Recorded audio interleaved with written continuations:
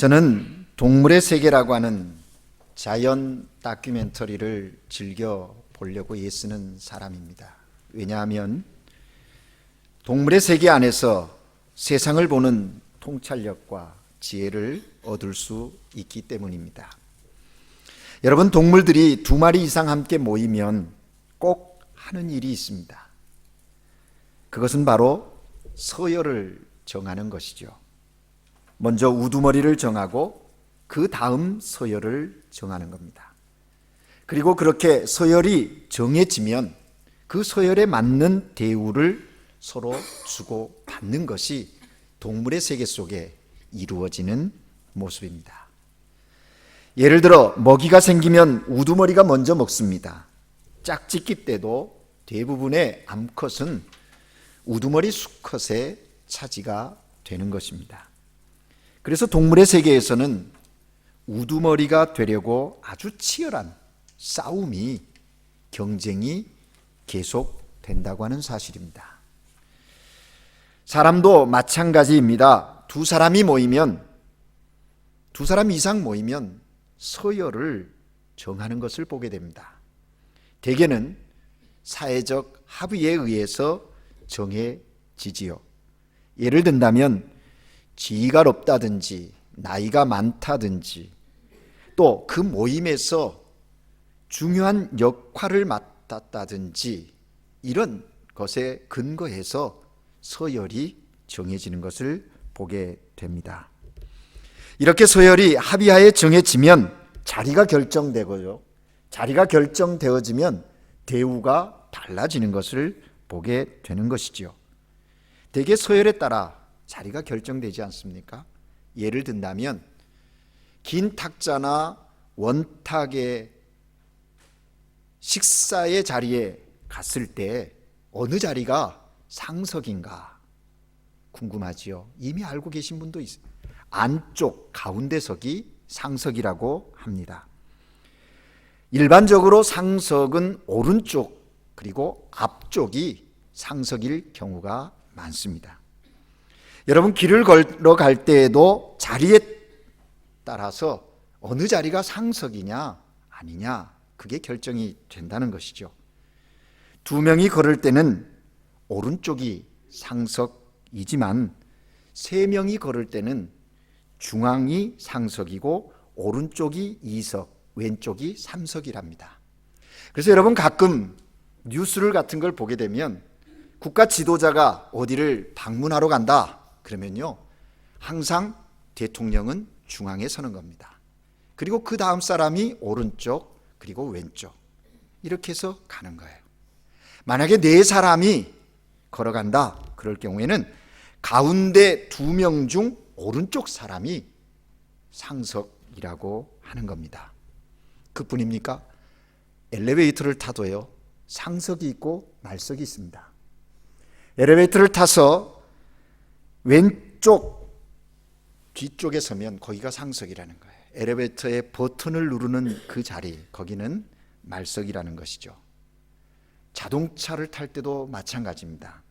자동차에도 상석이 따로 있는 겁니다. 세단이냐 찝차냐에 따라서 자리가 다르게 결정되어진다는 것이에요. 정말 복잡하지요? 삶을 사는데 그냥 앉으면 되지, 앉은 자리가 내 자리인 것이지 뭐 이렇게 복잡하게, 그러나 생각할 수 있습니다. 그런데 여러분, 제가 지금 앞에 말한 이 모든 것 듣고 잊어버리십시오. 억지로 애워서 내가 그 에티켓을 범하지 않는 무례한 사람이 되지 않아야지, 뭐 그런 생각할 것도 없습니다. 간단하게 생각하면 좋은 자리, 편안한 자리가 상석인 거예요. 그러니까 누군가 함께 같이 무슨 일을 하든지 어떤 행사에 참여하든지 그런 기준 속에서 내가 앉을 자리, 내가 설 자리를 찾으면 이 사람은 예의가 있는 사람이구나 하고 인정받을 수 있다는 겁니다. 그렇습니다. 여러분, 사람이 더불어 살아가는 사회 안에는 이처럼 저마다 질서가 있습니다. 그 질서를 자리라고 우리는 표현합니다. 그래서 어느 자리에 있느냐가 중요하지요. 자기 분수에 맞는 자리에 앉아야 합니다. 그렇지 않으면 그 질서에 대혼란이 일어나게 된다는 것이죠. 우리가 이것을 압니다. 그런데 문제는 사람들 마음속에 높은 자리를 차지하고 싶은 욕망이 항상 있다는 겁니다. 그 욕망을 이루기 위해서 안간힘을 씁니다. 저마다 안간힘을 쓰면서 경쟁하고, 그래서 그 자리를 차지해서 앉으려고 노심초사하는 겁니다. 그래서 인생의 삶이 좀 피곤해지기도 합니다. 우리는 이것을 자리 다툼이라고 얘기하죠. 여러분, 예수님의 12제자 가운데서도 이렇게 자리 다툼이 일어났어요. 예수님이 인류를 구원하기 위하여 십자가의 죽음을 예고하는 그 현장에 예수님의 제자 야고보와 요한의 어머니가 예수님에게 찾아와서, 선생님, 주님의 나라가 임할 그때에는 우리 두 아들을 오른쪽과 왼쪽에 앉혀주십시오. 청탁을 했습니다. 그 소리를 들은 다른 제자들은 분노했어요. 어떻게 그럴 수가 있느냐. 제자들 마음속에도 그런 자리에 대한 욕망이 있었음을 알 수가 있습니다. 사랑하는 여러분, 오늘 우리가 함께 읽은 본문 속에도 바로 그런 자리 다툼이 일어나는 현장에 예수님이 계신 겁니다. 예수님께서 바리새인 집에 초대를 받으셔서 그 초대한 집에 가 계신 겁니다. 14장 1절 말씀에 보면 누가는 그 유대 바리새인 지도자 집에 예수님의 초대된 내용을 설명하고 있어요. 안식일에 예수께서 한 바리새인 지도자 집에 떡을 잡수시러 들어가시니 라고 말해요. 왜 바리새인이 예수님을 안식일에 자기 집으로 초대를 했을까? 그것도 바리새인의 지도자급에 있는 사람이 왜 예수를 안식일에 자기 집에 초대했는가 궁금해집니다. 그런데 1절 후반부에 보면 그들이 엿보고 있었더라. 뭘 엿보고 있었는가? 상황이 이해가 됩니다. 그 초대한 현장 속에 수종병 든 사람을 함께 놓고 보는 겁니다. 다분히 의도성이 있는 예수님을 초대한 이유가 여기에 드러나고 있다는 거죠. 그러한 바리새인의 마음을 읽으신 예수님께서 저들에게 질문을 하는 겁니다. 안식일에 병 고쳐주는 것이 합당하냐 아니하냐. 여러분, 항상 예수님 곁에, 제자들 곁에 바리새인들이 혹시나 저들이 말하는 것, 행하는 것 속에 율법을 어기는 것은 없는가 궁금해하면서 그 율법의 잣대를 가지고 판단하는 그런 자들이 바리새인이었어요. 오늘 이 모습 속에도 그러한 마음을 가지고 예수님을 초대한 듯 합니다. 예수님께서 그들의 마음을 알고 이렇게 물었을 때 저들이 대답하지 못합니다. 너희 중에 누가 그 아들이나 소나 우물에 빠졌다면 안식일에라도 곧 끌어내지 않겠느냐. 다시 한번 반문했을 때 저들이 아무 소리 하지 못했다, 대답하지 못했다라고 증거하고 있습니다. 그렇습니다. 여러분, 바리새인들은 예수님에게 우호적인 사람들이 아니었습니다. 특별히 오늘 여기 지도자급에 속한 사람이 예수를 집으로 초대했는데 그 이유가 예수님이 좋다든지 예수님을 사랑한다든지 그런 순수한 마음이 아닌 거예요. 자기가 적어도 이 마을에서는 가장 영향력 있고 존경받는 자리에 있는 사람이라고 생각한 그가 한 번쯤 과시하고 싶은 마음, 아니면 그런 상황을 만들어서 예수님에게 곤욕을 치르게 하고자 하는 의도성 있는 초청임이 분명한 것입니다. 그렇게 해서 예수님이 그 자리에 있는 거예요. 그런데 아니나 다를까 예수님 외에 바리새인 동료들이 초청을 받아서 그 자리에 있습니다. 그런데 그 자리에서 펼쳐지는 광경이 예수님 보시기에 심히 불편한 모습이었습니다. 초대받은 사람들 사이에 긴장과 갈등이 팽팽하게 고조되고 있는 그런 모습입니다. 팽팽한 긴장감이 흐릅니다. 왜요? 좋은 자리 차지하려고 말입니다. 난 적어도 저 사람보다 높은 자리에 앉아야 해. 난 적어도 저 친구보다 더 대접을 받아야 할 사람이야. 그러므로 내 자리는, 그 자리는 내 자리야. 여기는 내가 앉을 자리가 아니야 라고 생각하면서 서로 눈빛, 눈치를 보면서 자리 다툼이 일어나고 있는 겁니다. 누가 감히 나더러 자리를 양보해 달라고 할까? 그럴 수 없어 하는 그런 당당한 모습을 가진 사람들도 있었을 것입니다. 저마다 엉뚱한 계산을 가지고 거기에 있는 겁니다. 그런 상황을 루가는 7절에서 이렇게 말하고 있지 않습니까? 청함받은 사람들이 높은 자리 택함을 보시고, 예수님이 그 모습, 그 광경을 본 거예요. 여러분, 손님으로 청함받은 사람들이 높은 자리에 앉으려고 했다는 것입니다. 자리 다툼이, 자리를 탐하는 모습들이 지금 유대 지도자들 모습 속에 드러나고 있다는 거예요. 여러분, 이것이 저들의 문제만일까요? 오늘 우리들의 문제는 아닐까요? 사회 속에서 하나님을 믿고 하나님이 맡겨주신 거룩한 일들을 이루어가고 있다고 하는 우리들의 모습 속에는 그러한 모습이 없는가요? 인간이 타락하여 에덴 동산에서 쫓겨난 후 인간의 심성 깊은 곳에 뿌리 내리게 된 인간 본성의 특징이 있는데, 그것은 바로 교만이라고 하는 성품입니다. 교만입니다. 뱀이 하와에게 미혹하면서 뭐라고 얘기했습니까? 창세기 3장 5절에 보면 너희가 그것을 먹는 날에는 너희 눈이 밝아져서 하나님과 같이 되어 선악을 알 줄 하나님이 아심이라. 아주 교묘하게 하나님의 말씀, 하나님의 뜻을 변개해서 뱀이 하와를 유혹하지 않습니까? 하와에게 선악과를 따먹으면 하나님처럼 될 수 있다. 그러니까 뱀이 하와를, 그 하와의 마음속에 교만이라는 걸 불어넣어서 부추기는 거예요. 여러분, 원래 인간은 교만한 존재가 아니었습니다. 교만한 존재인 사탄의 미혹에 넘어간 뒤에 교만은 타락한 인간 본성의 특징이 되었다는 것이죠. 그래서 아담의 후예인 인간, 그 본성 깊은 곳에는 교만이 자리하게 된 것이죠. 이게 타락한 인간의 모습입니다. 이런 타락한 인간의 모습은 언제든지 그 마음속에서 교만이 꿈틀거리는 거예요. 여러분, 예수를 잘 믿는다는 것, 그것은 교만하지 않는 겁니다. 예수 잘 믿은 사람은 겸손한 사람입니다. 겸손할 수밖에 없는 거예요. 여러분, 목사들이 늘 예배를 마치고 가장 듣고 싶어하는 말이 무엇인지 아십니까? 목사님, 오늘 설교에 은혜 받았습니다. 그런 말입니다. 매주일 들어도 좋고 또 늘 듣고 싶은 말이 그 말일 거예요.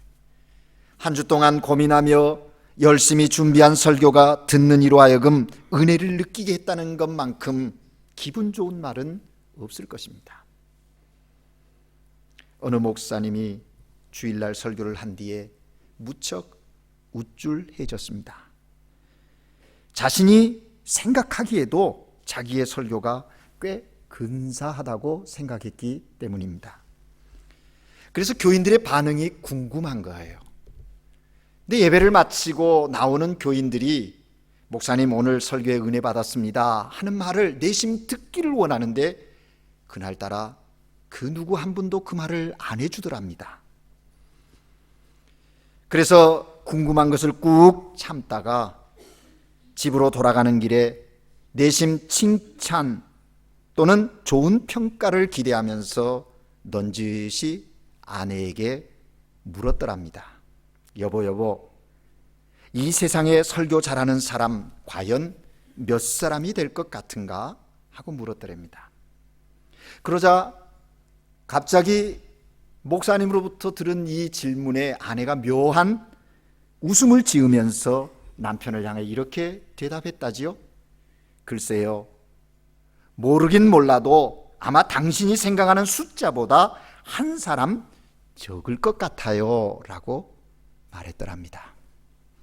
그렇습니다. 여러분, 인간의 마음속 깊은 곳에 자리 잡고 있는 이 교만, 이것은 적극적으로 대처하지 않으면 언제든지 우리 마음 속에 또 우리의 삶 가운데 드러나려고 하는 그런 특성이 있다고 하는 것입니다.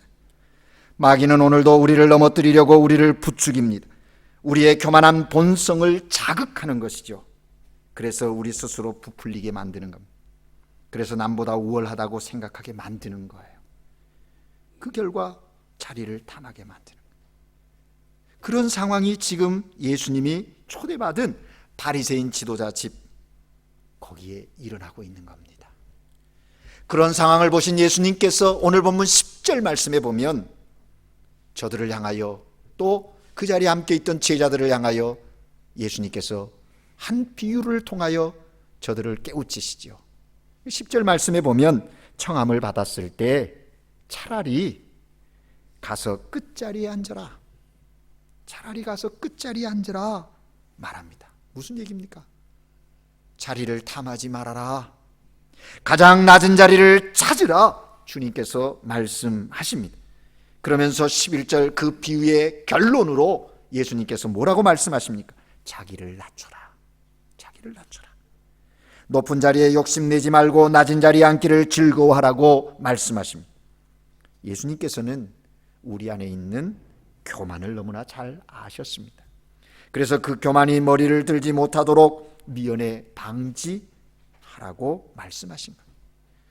예수님께서도 우리가 연회석에 가면 상석을 주목하고 할 수만 있으면 그 좋은 자리, 높은 자리에 앉고 싶어하는 그 마음 아셨던 것 같아요. 그래서 우리를 향하여 말씀하신 거예요. 더 높은 자리에 앉으려 하지 말고 끝자리에 가서 앉으라는 거예요. 끝자리를 주목하라는 거예요. 현대인 성경에는 낮은 자리라고 표현했습니다. 아무도 거들떠보지 않은 끝자리, 그 낮은 자리를 주목하여 가라는 거예요. 그 자리에 앉으라고 말씀하십니다. 이것은 우리 마음속에 일어나는 교만을 적극적으로 대처하라는 말씀이기도 합니다. 그렇습니다. 우리 그리스도인들은 우리 마음속에 자리 잡고 있는 교만에 적극적으로 대처해야 합니다. 가만히 내버려 두면 나도 몰래 고개를 들고 일어나는 거예요. 그리고 마치 그것이 내 마음 자체인 양 행세하게 되는 것이죠. 그래서 적극적으로 대처하라. 여러분, 우리가 교만에 적극적으로 대처하기 위해서 때로는 세상을 거꾸로 생각할 필요가 있다는 거예요. 거꾸로 살아갈 필요가 있다. 세상 사람들이 높은 자리를 좋아한다면 우리 그리스도인들은 일부러 낮은 자리를 좋아하는 삶을 살라는 거예요. 세상 사람들이 인정받는 자들을 탐하고 인정받는 사람들과 교제하기를 바란다면 우리 그리스도인들은 모두가 피하는 자리를 찾고 사람들에게 외면당하는 그 사람들과 함께 교제하고 그들과 함께 더불어 삶을 살아갈 필요가 있다 하는 얘기입니다. 사랑하는 여러분, 우리의 삶은 어떻습니까? 나는 어느 편에, 어느 자리에 더 많은 관심이 있습니까? 오늘 예수님께서 비유로 말씀하신 이 말씀을 깊이 생각해야 합니다. 영국의 명문대학을 가 졸업한 청년이 간디가 이끄는 공동체에 와서 훈련을 받게 되었답니다. 그런데 공동체에서 그 명문대학을 졸업한 젊은 청년에게 준 보직이 뭐냐면 그 공동체 안에 화장실을 청소하라는 거였어요.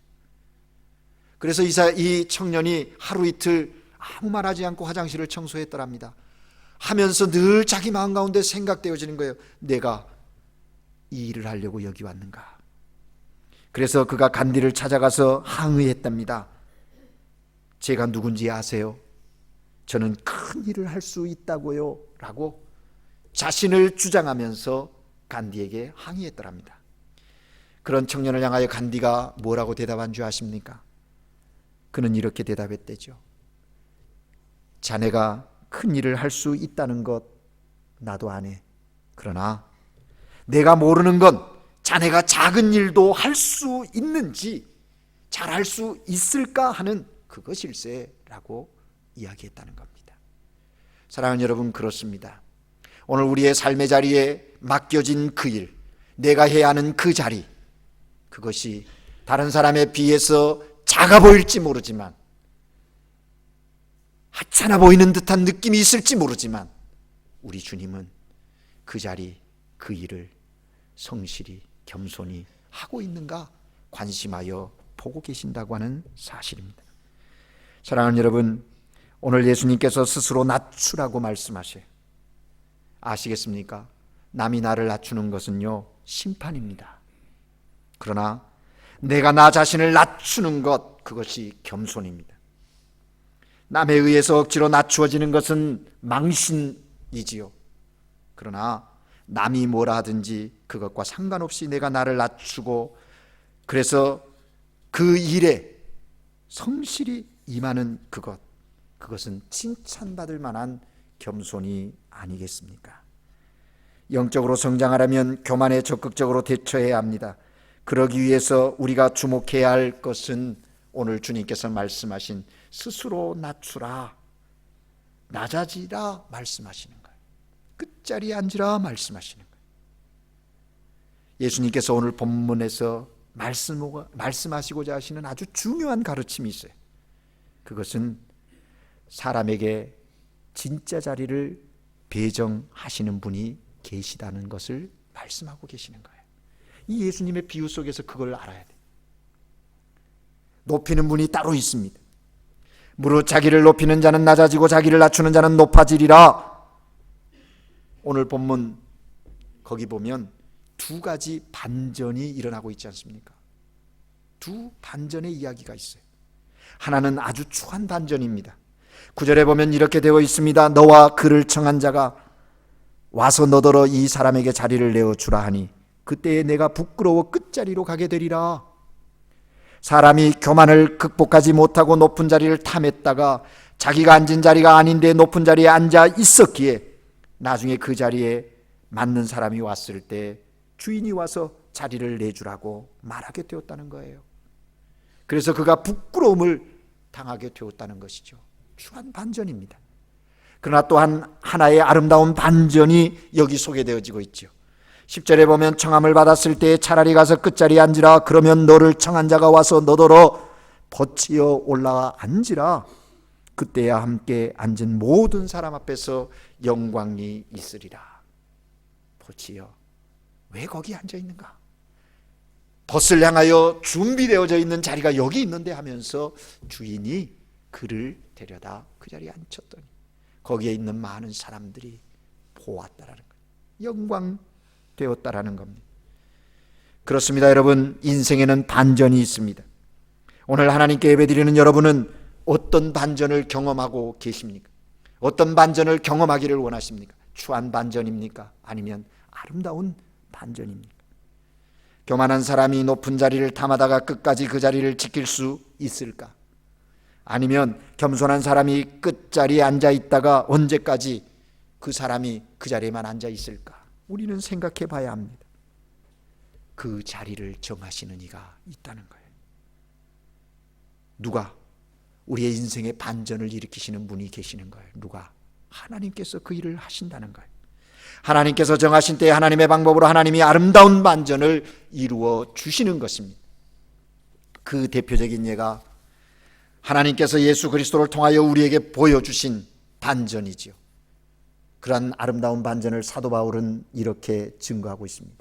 빌립보서 2장 6절에서 11절에 그는 근본 하나님의 본체시나 하나님과 동등됨을 취할 것으로 여기지 아니하시고 오히려 자기를 비워 종의 형체를 가지고 사람들과 같이 되셨다.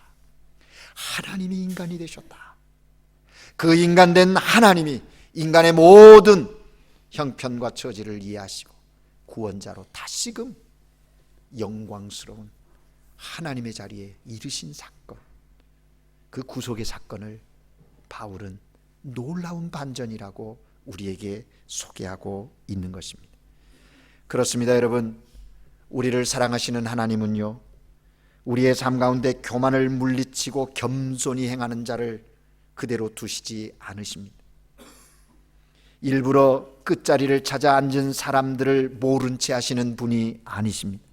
때가 되면 반드시 그 사람을 높은 자리로 인도하시겠다고 말씀하고 계시는 겁니다. 사랑하는 여러분, 여러분의 삶의 자리가, 현재의 자리가 힘들고 어렵습니까? 낮은 자리라고 생각하십니까? 낙심하고 절망하고 불평하지 마십시오. 하나님은 때가 되면 그 자리에서 일으켜 반전의 역사를 이루실 겁니다. 그래서 초대교회 지도자였던 야고보는 야고보 4장 10절에서 이렇게 말하는 겁니다. 주 앞에서 낮추라. 주 앞에서 낮춰라. 그리하면 주께서 너희를 높이시리라.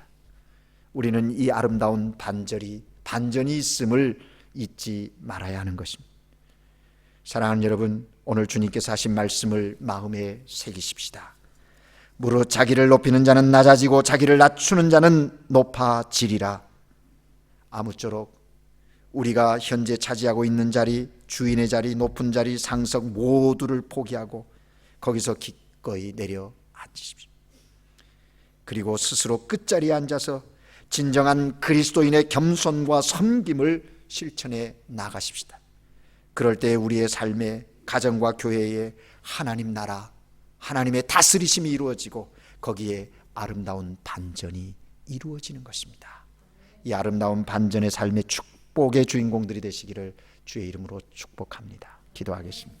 사랑의 하나님 아버지, 오늘도 우리를 사랑하셔서 주의 은혜 가운데 주의 전에 나와 예배하게 하며 주의 말씀을 듣게 하시니 감사합니다. 사랑의 하나님, 주께서 우리에게 말씀하신 것처럼 이제 겸손히 섬기게 하옵소서. 끝자리를 관심하며 이 땅에서 주의 은혜의 빛 가운데 주의 영광 위하여 사는 하나님의 사람들 되게 하옵소서. 그래서 인생의 아름다운 반전을 경험하는 믿음의 종들 모두가 되도록 축복하여 주시옵소서. 예수 그리스도 이름으로 기도합니다. 아멘.